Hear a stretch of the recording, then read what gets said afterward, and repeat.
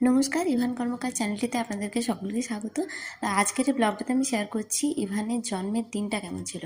আজ 17ই জানুয়ারি 2026, কিন্তু আমি শেয়ার করছি 17ই জানুয়ারি 2024-এর দিনটা। তো সকাল থেকে ভীষণ কুয়াশা ছিল। আগের দিন বেশ ভালো রোদ দিয়েছিল, কিন্তু আজকে কুয়াশা দিয়েছে। জানি না কেন ওয়েদার এত খারাপ। তো কোচকাজ আমার কিছুই করা ছিল না, কারণ ডিসিশন নেওয়া হয়েছিল আগের দিন রাত্রে যে কিছু কমপ্লিকেশন এসে যাওয়ার জন্য বাচ্চাটাকে তুলে নেওয়া হবে। তো আমি সেই মতো আমার দরকারি কিছু জিনিস, ডাক্তারি কাগজপত্র, জামা কাপড় সমস্ত কিছু গুছিয়ে নিচ্ছি একটু তাড়াতাড়ি করে, কারণ গাড়ি এসে গিয়েছে, একটু পরে আমরা বেরিয়ে যাব। যারা ভাবছেন যে 2 বছর পরে কেন আমি এই ব্লগটা শেয়ার করছি, তো আমার ইচ্ছে ছিল ইভানের প্রথম জন্মদিনেই, মানে যেদিন প্রথম জন্মদিন হবে সেই দিনে ব্লগটা শেয়ার করব, কিন্তু আমার সময় হয়ে ওঠে। ডিলিট করব করেও আর ভিডিওগুলো ডিলিট করতে পারছিলাম না, কারণ এই দিনটা আমার জীবনে সত্যিই একটা অসম্ভব সুন্দর একটা দিন। তো ভাবলাম 2 বছরের বার্থডেতেই শেয়ার করি, সেই কারণে আজকে শেয়ার করছি। তো আমি বেরোনোর আগে রেডি হচ্ছিলাম, আর আমার ভাই, মানে আমার খুড়তুতো ভাই, বারবার এসে আমাকে ডিস্টার্ব করছিল যে তুই কত রেডি হবি, আজকেও রেডি হচ্ছিস, তোর টেনশন লাগছে না বা এসব কিছু। সত্যি কথা বলতে কি, আমার টেনশন লাগছিল না একটুও। আমার শুধু মনে ছিল যে আজকে প্রথম আমি আমার বাচ্চার সাথে দেখা করব, মানে যাকে এতদিন ধরে দেখার জন্য ওয়েট করে আছি তার সাথে ফাইনালি আজকে আমার দেখা হবে। সে কারণে আমার মনে বিন্দুমাত্র টেনশন হচ্ছিল না। আর অনেকেই ভিডিও দেখে ভাবতে পারেন যে এটা বোধহয় প্রি প্ল্যান্ড, কিন্তু না, প্রি প্ল্যান্ড নয়, হঠাৎই ডিসিশন নেওয়া হয়েছিল। কারণ আমার যে ডিউ ডেট ছিল সেটা এখনও অনেকটাই দেরি ছিল। আর আমার এত সাজগোজ করার আরেকটা কারণ ছিল যে বেবি হওয়ার পর আমি কখন এরপর সাজগোজ করতে পারবো তার তো কোনো ঠিক নেই। যাই হোক, সাজগোজ করে নিয়ে ঠাকুরকে প্রণাম করছি আর বলছি যে ঠাকুর, সব কিছু যেন ভালোই ভালোই হয়ে যায়, আমার বাচ্চা যেন সুস্থভাবে পৃথিবীর আলো দেখে। তুমি এটুকু দেখো, আমার আর কিছু চাই না, ছেলে হোক মেয়ে হোক যেই হোক, আমার যেন সে সুস্থভাবে আসে এবং আমার কোল জুড়ে থাকে। তুমি আশীর্বাদ করো, এটুকুই প্রার্থনা করছিলাম। তো বাবা মা ব্যাগপত্র সব গোছগাছ করে নিয়েছে। এরপর আমরা বেরোবো। এই যে আমার মা রেডি হচ্ছে, মানে ইভানের নান্না, ও নান্না বলে, আর ইভানের বন্ধু। আর এই যে আমার ভাই, ও ভিডিও কিছুতেই আসবে না।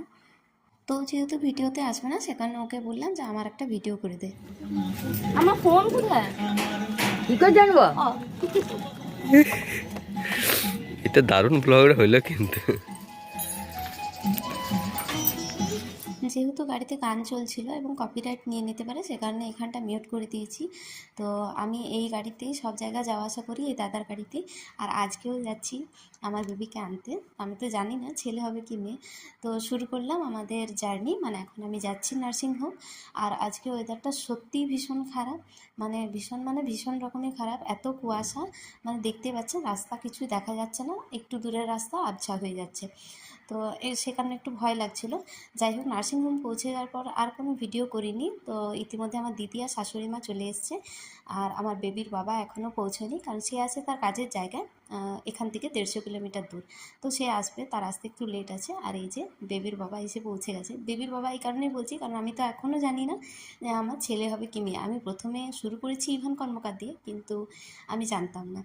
তো আমার চ্যানেল বসানো হয়ে গেছে, এরপর নার্সরা আমাকে ওটির জন্য রেডি করছে। তো আমার দিদি এই ভিডিও ক্লিপটা করে দিয়েছিল। আর আমি কিন্তু টেনশন করছিলাম যে আমার চুলে যেন কোনোভাবেই টান না পড়ে, কারণ চুলে যদি টান পড়ে আমার একেবারেই সেটা সহ্য হয় না। সেটাই চিন্তা করছিলাম। অনেকে হয়তো ভাবতে পারেন যে অনেক কিছু ভাবছি, সেসব কিছুই নয়। আর একটা জিনিস ভাবছিলাম যে কতটা ব্যথা লাগতে পারে। আর ভগবানকে এটাও বলছিলাম যে আমাকে ব্যথা সহ্য করার ক্ষমতা দিও। তো আমি সত্যি ভীষণ এক্সাইটেড এবং ভীষণ খুশি আমার বেবির জন্য। যেহেতু বিকালে ওটি হবে, ডাক্তারবাবু বলেছেন, সে কারণে আমি আর ইভানের বাবা ওয়েট করছিলাম। আর এই যে সন্ধেবেলা কোল আলো করে এসেছে আমাদের ইভান। ও প্রথম থেকেই এভাবে চোখে ঢাকা দিয়েই ছিল, কি জানি ওর কিছু একটা সমস্যা হচ্ছিল। তো কিংবা হয়তো এটাও হতে পারে ও কাউকে মুখ দেখাতে চাইছিল না, ওর বাবাকেই প্রথম মুখ দেখাতে চাইছিল। তো ওর বাবাই প্রথম মুখ দেখেছে। আর এই যে নড়বড় নড়বড় করছে। খুবই মানে খুশি হয়েছি আমরা ভগবানের কাছে একজন সুস্থ সন্তানকে কাছে পেয়ে। ভগবানের কাছে অনেক অনেক ধন্যবাদ যে আমাদের এত সুন্দর সুস্থ একটা সন্তান দেওয়ার জন্য। আর এই যে এরপর আমাকে যখন ওটি থেকে বেডে দেওয়া হলো, আমাকে মানে ইভানকে আমার পাশে শুইয়ে দেওয়া হয়েছিল। যদিও ইভান নামটা আমরা সঙ্গে সঙ্গে ডিসাইড করিনি, ডিসাইড করেছিলাম বেশ কয়েকটা দিন পরে। তো ইভান দেখুন পরম নিশ্চিন্তে মায়ের পাশে শুয়ে ঘুমোচ্ছে। ইভানের জীবনের প্রথম ভিডিও।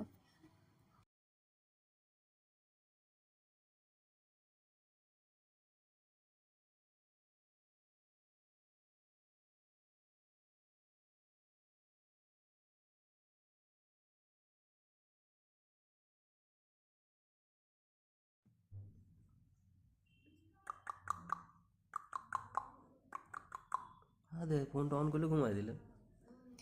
এটা ইভানের দ্বিতীয় দিনের ভিডিও। যখন ওর মামা ওকে দেখতে এসেছিল তখন করে দিয়েছিল। আর ওর মামাকে দেখে ঘুমিয়ে পড়েছে আর মুচকি মুচকি হাসছে, মানে ঘুমিয়ে পড়েনি, চোখটা বন্ধ করে দিয়েছিল আর মুচকি মুচকি হাসছিল।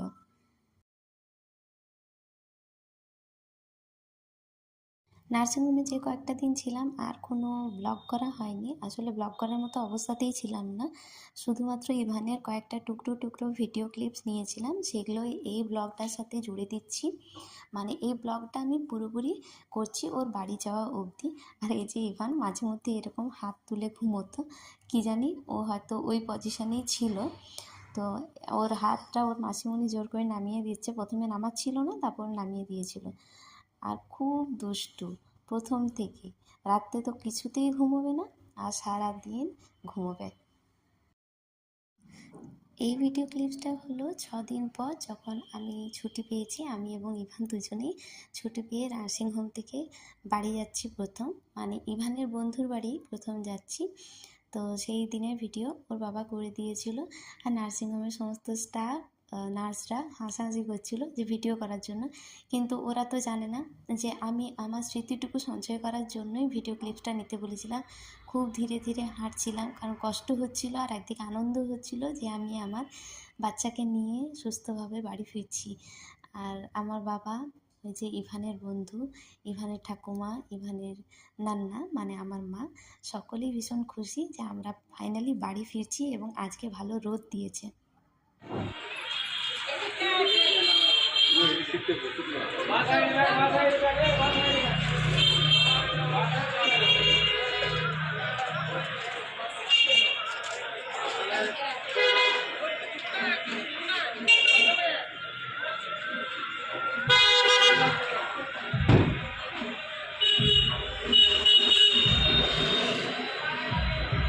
कोई लिखते चलिए ना रेड लिखते के मजा आता वो खुशी होता तो वो रोटी होता तो वो लिखते चलिए না বাঁ দিকেই ভালো।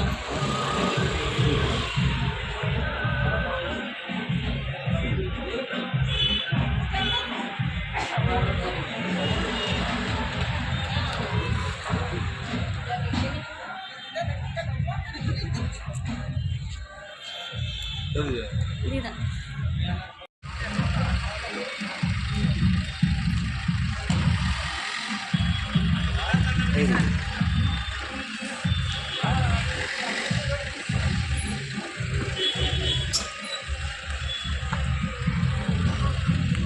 তো বাঁকুড়া থেকে আসতে আসতে অনেকটাই বেলা হয়ে গিয়েছিল, মানে ছুটি পেতে পেতে অনেকটাই বেলা হয়ে গেছিলো।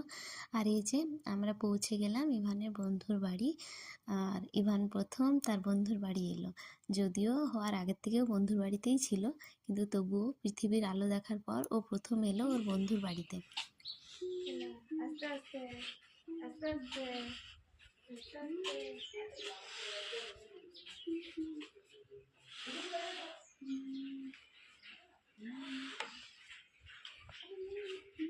কেমন লাগলো এই ব্লগটা অবশ্যই জানাবেন। ইভানের জন্মদিনটা কেমন ছিল সেটাও জানাবেন। আর ব্লগটা যদি ভালো লাগে অবশ্যই বন্ধুদের সঙ্গে শেয়ার করবেন। তো দেখা হচ্ছে অন্য কোনো ব্লগে, ততক্ষণের জন্য বাই বাই। আর ইভানকে সকলে আশীর্বাদ করবেন ও যেন ভালো থাকে, সুস্থ থাকে আর তাড়াতাড়ি বড় হয়ে যায়।